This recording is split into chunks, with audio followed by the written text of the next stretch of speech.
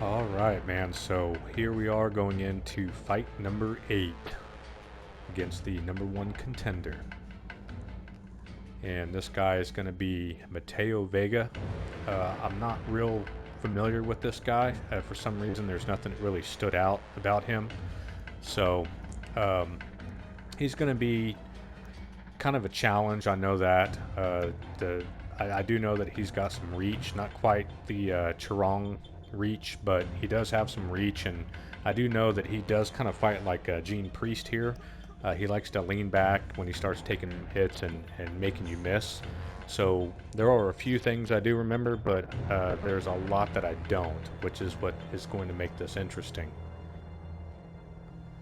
As far as my neck and my shoulder are going, I was feeling really, really good today. Did not have any little kinks or anything to start off, but I still had to be careful. I wasn't 100% yet, but I felt like I was good enough to actually start putting some more power punches in and everything with my left.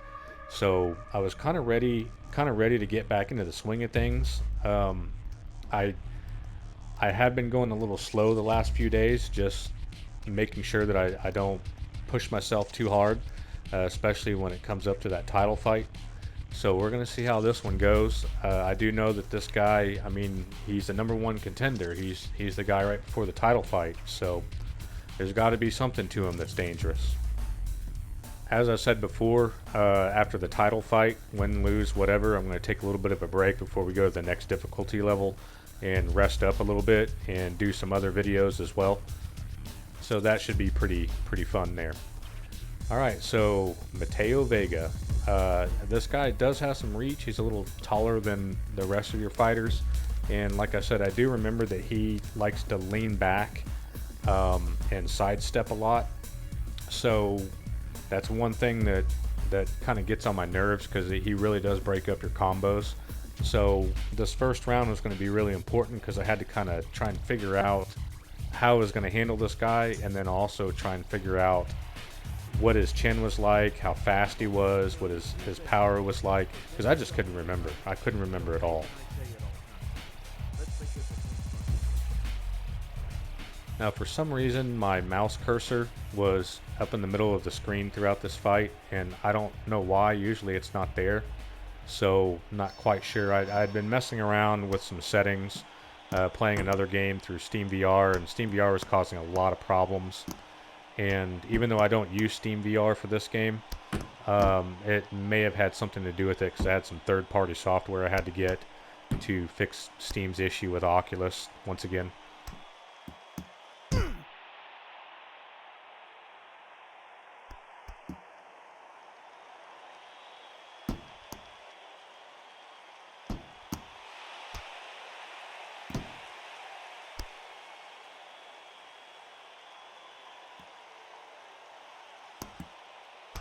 So I kind of had two things going on here. One, I was kind of keeping my distance from this guy, and my range was just really off. The other problem that I was having was my Guardian for the Oculus kept showing the wireframe boundaries, like I was close to it, and I really wasn't that close. So for some reason, it seems like the sensitivity was way up on it, and I kept going, man, am I about to run into something, or what's going on here? So I was kind of having to step back and just kind of look things over a little bit, but it was also kind of killing my range. And I kept having to kind of reset myself. I was missing this guy and just not really getting much in on him. So, but the good thing is I'd already had a cut on him this early in the first round. So I was thinking, well, maybe his chin isn't as good as I thought it was going to be.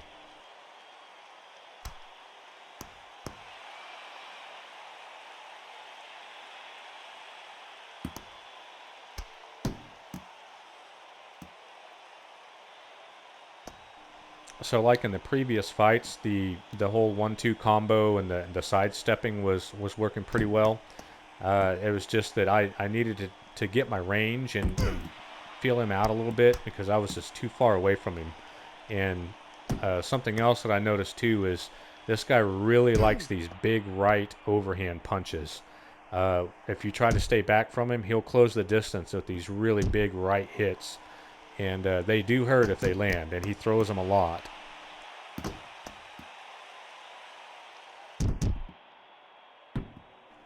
So if you notice, if you go at him with a 1-2 combo and you try and get that third one in, he likes to lean back and kind of, you know, play defense, which means he's not countering, which is good, but it also causes you to miss some really big hits. So I was going to try and develop a plan for this, but I didn't want to go overboard here and try and do it in the first round.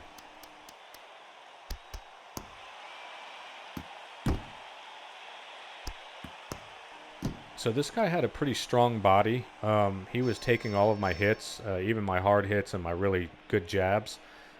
He wasn't taking a lot of damage to the body, and already being cut in the first round, I already knew that I was going to have to kind of headhunt this guy. And the thing about him is he's real fast and real accurate, kind of like Hojo is, only he doesn't seem to have a lot of combos. He seems to try and hit you with these really good precision shots, but doesn't follow up with a whole lot after. Every now and then he gets a combo, but he just seems to kind of throw single punches and mostly counters.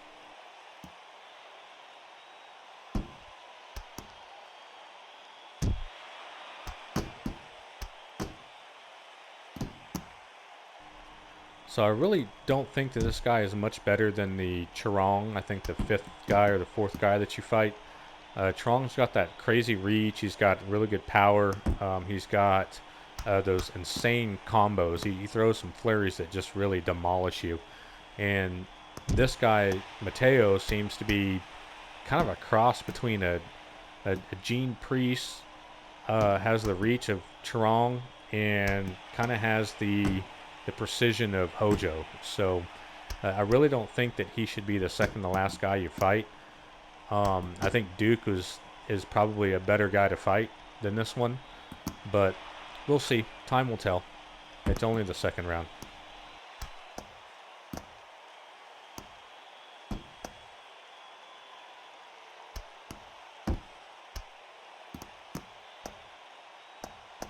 So I had to do a lot of body movement to fire off these 1-2 combos and even these 3 and 4 hit combos. You couldn't just stand there and rattle off 2 punches really fast because his counters are really fast and really precise. His downfall is he'll land a really good hit in on you, and it's not enough to really drop you, but he doesn't follow up with 2 or 3 more punches when he's really got you dazed, and it's kind of his downfall because again, he backs off. He lets you recover, and it gives me a chance to kind of reset myself. So I don't know. Like I said, time will tell in this one, but I don't think this guy is much better than the last 2 that I fought. I don't think he's actually. I think the last 2 guys I fought are much better than this guy already.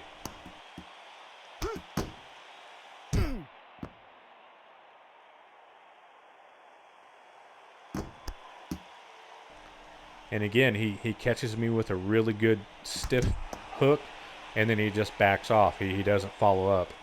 So maybe it's just my style of boxing, and that's why he's not so much of a threat as other guys are. I mean, everyone kind of has their own little style. So maybe just his style of boxing to mine, he's just not much of a threat to me. So that felt like a decent round. This one I was going to come in, and I actually had a plan, which was to go to the body a little bit and get him to start leaning back, like you see here, and start dropping bombs on him while he's leaning back. And the problem is my range was still off a little bit, so I planned to actually punch down on him when he was leaning back with whatever I could, but I was finding that I was actually able to hit him with my upswings, and I was actually thinking about doing uppercuts. The problem is I was still sitting too far back to actually get in there into uppercut range, but it did start off working. I did gas myself a little bit though. I was kind of hoping to get a knockdown out of that one, but my plan was definitely on track here.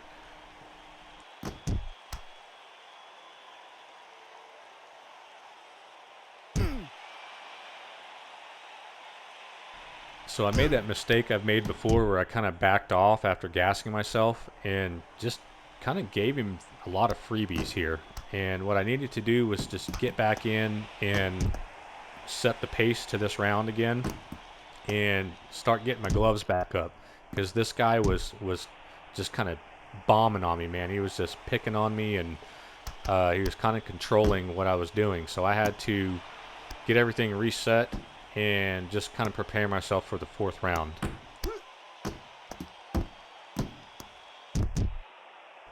However, then out of nowhere, the game started freezing up on me. Um, it, and they were just little split second, maybe half second freezes, but every single time things caught back up, this guy was hitting me or punching me with something, or my gloves were also like hanging in one spot for a little while. And it got kind of weird for a minute. And I was thinking, man, this guy's going to end up taking me down, and I'm not even going to know I'm on the ground yet. So um, luckily, by the end of this round, things kind of started to work themselves out.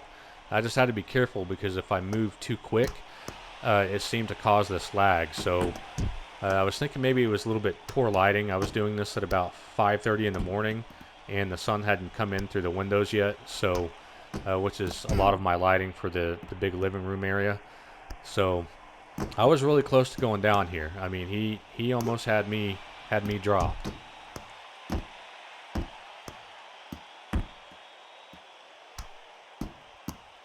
And I was really frustrated here too, just with the way my gloves were kind of hanging up and things were sticking. Um, I was kind of just being stupid here, and just like, I'm just going to throw a whole bunch of jabs and just keep him busy and not use too much energy until the round is over, because I was getting pretty pissed. So my neck and shoulder were feeling pretty good, and instead of doing the jab body and left hook to the head, full force, I decided I was really just going to work his head big time. Throw some body shots in there, but once I found that my lefts were landing, I just started dropping left bombs. I mean, I had the energy. My neck and shoulder wasn't bothering me. And as you can see, man, I just annihilated this guy's head, man. I dropped him with like 5 or 6 left hooks, man. It was pretty sweet. 3, 4, 5, 6, 7, 8. So he got up really fast, and I figured, you know what, man? I'm going to do it again. I'm just going to circle him and just start dropping bombs on him. And I thought I was breaking through, and of course he put his guard up, man. I missed an opportunity in there somewhere. So now it's starting to wear out, and I had to back off a little bit and catch my breath, man, because I really put a lot in on that one.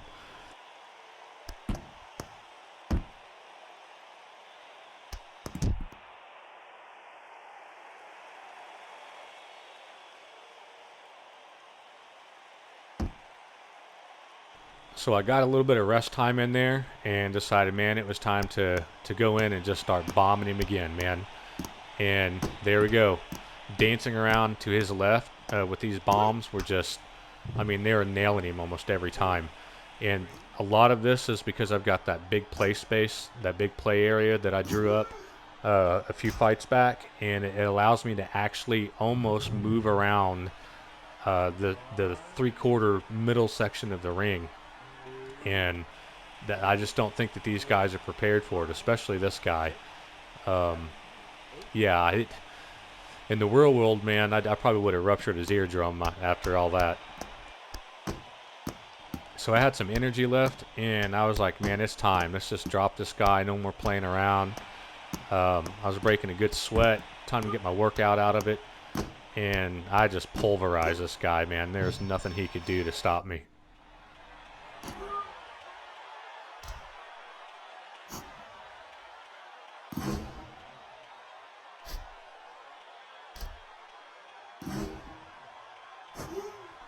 So really the trick to this guy, honestly, is to headhunt him. I mean, go after his head. Don't even worry about his body, man. You'll break through eventually. Ladies and gentlemen, with the match ending in the 4th round, your winner by technical knockout. All right, so there's 8-0 with 7 KOs, and the next fight's going to be that title fight.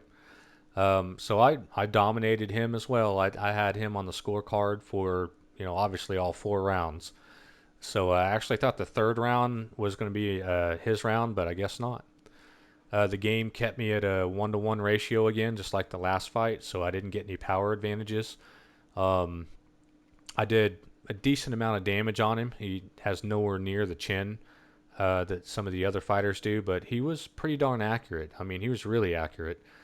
Um, I threw a lot of punches, almost 550 punches here, but I landed 76% of them. He had the second lowest score on me on as far as landing punches, so my defense was decent. So thanks for watching, and we'll see you guys on the next fight. That's going to be the title fight. Should be fun.